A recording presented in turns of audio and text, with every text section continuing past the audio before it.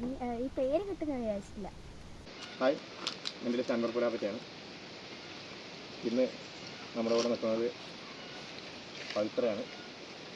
പവിത്ര എന്നെ കണ്ടപ്പോൾ ഒരു മെൻറ്റലിസം ചെയ്യണമെന്ന് പറഞ്ഞു. കൂട്ടുകാരിയുടെ ഒരു പേര്, അവർക്ക് ഇഷ്ടപ്പെട്ടൊരു കൂട്ടുകാരി, എൻ്റെ കൂട്ടുകാരിയുടെ പേരൊന്ന് പറഞ്ഞു തരുമെന്നാണ് ചോദിച്ചത്. എന്തായാലും പറയാൻ വേണ്ടി ശ്രമിക്കാം. പവിത്ര, നമുക്ക് ഇഷ്ടപ്പെട്ട സ്കൂളിലെ കൂട്ടുകാരിൻ്റെ പേരാണ് പറയേണ്ടത് അല്ലേ?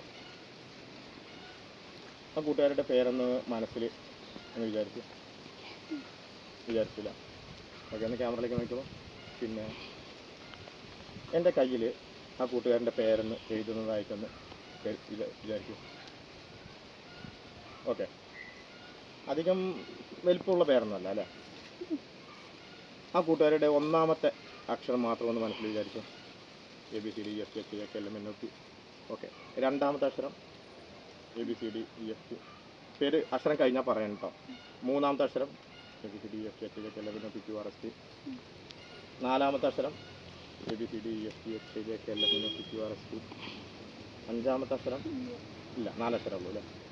ഓക്കെ, ഒന്ന് മനസ്സിൽ നിന്ന് ആ പേര് വീണ്ടും ഒന്ന് റിപ്പീറ്റ് ചെയ്യും. ഓക്കെ, പെണ്ണ് ഉണ്ടോ? കുഴപ്പമില്ല, പെണ്ണുണ്ടോ? ഓക്കെ വേണ്ട, ഓക്കെ എടുക്കാം. ഈ ഒരു പെണ്ണും കൊണ്ട് പിടിച്ചോ. ആ കുട്ടിയുടെ പേര് എൻ്റെ കയ്യിൽ എഴുതുന്നതായിട്ടൊന്ന് വിചാരിച്ചാൽ മതി. എഴുതിയില്ലേ? ഓക്കെ,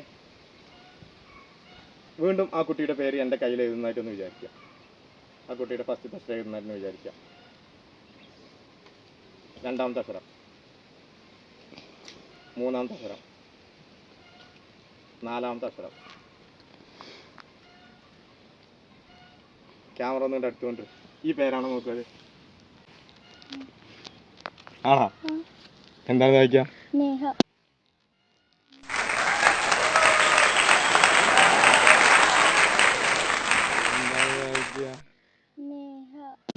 നേഹ.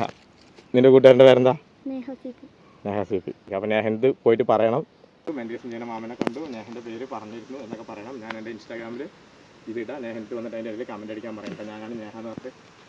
Thank you. ഈ പേര് കിട്ടുന്ന വിചാരിച്ചില്ല.